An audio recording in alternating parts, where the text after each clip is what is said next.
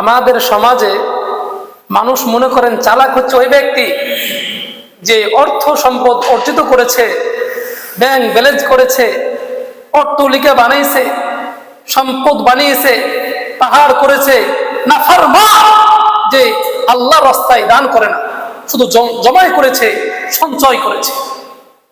আমরা একে বলি চালাক, কিন্তু আল্লাহর হাবিব কাকে চালাক বলেছে জানেন?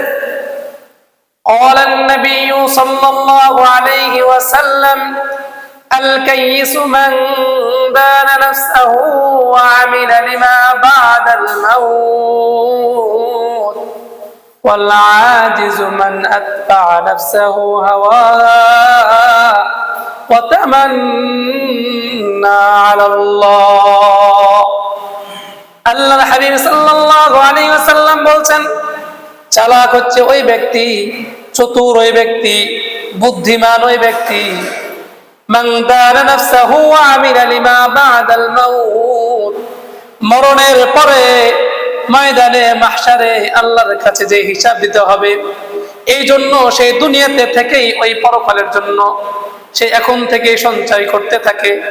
আল্লাহর হাবিব সাল্লাল্লাহু আলাইহি ওয়াসাল্লাম এই ব্যক্তিকে চালাক বলেছেন যারা দুনিয়াতে থেকে পরকালের জন্য সঞ্চয় করে, পরকালের জন্য আমল করে। কিন্তু আমরা মনে করি যারা ব্যাংক ব্যালেন্স করতেছে, বাড়ি করতেছে, সম্পদ বানাইতেছে, এরাই হচ্ছে মূলত অট্টালিকার মালিক, সম্পদওয়ালা, চালাক ব্যক্তি। না বাবা, না।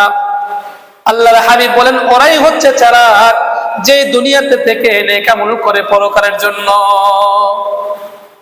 আল্লাহর হাবিব সাল্লাল্লাহু আলাইহি ওয়াসাল্লাম বলেন, ওয়াল্লা আজিজু মান আতবা নাফসাহু হাওয়াহা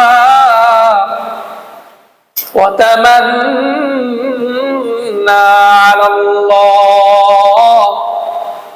আপাচা ফুজ্জার নাফরমান হচ্ছে ওই ব্যক্তি, ওয়াল্লা আজিজ বেওকুফ ওই ব্যক্তি, মান আতবা নাফসাহু হাওয়াহা ওয়া তামান্না আলাল্লাহ। সারা জিন্দগি ভর, সারা জীবন মানুষের আকাম কুকাম করলো, নিজের নফসের কুপ্রবৃত্তি করলো, নিজের নফস যেটা বললো সেটা অনুযায়ী সেই চললো, এবং সে আশা করলো অবশেষে আল্লাহ পাক রব্বুল আলামিন আমাকে ক্ষমা করে দিবেন। সম্মানিত মুআজ্জাজ হাজিরিন, হতভাগা নির্বোধ বেওকুফ হচ্ছে ও ব্যক্তি যে সারা জীবন নিজের নফসের খায়েশাতের পিছনে পড়ে থাকলো, নফস যেটা বললো সেটা করলো।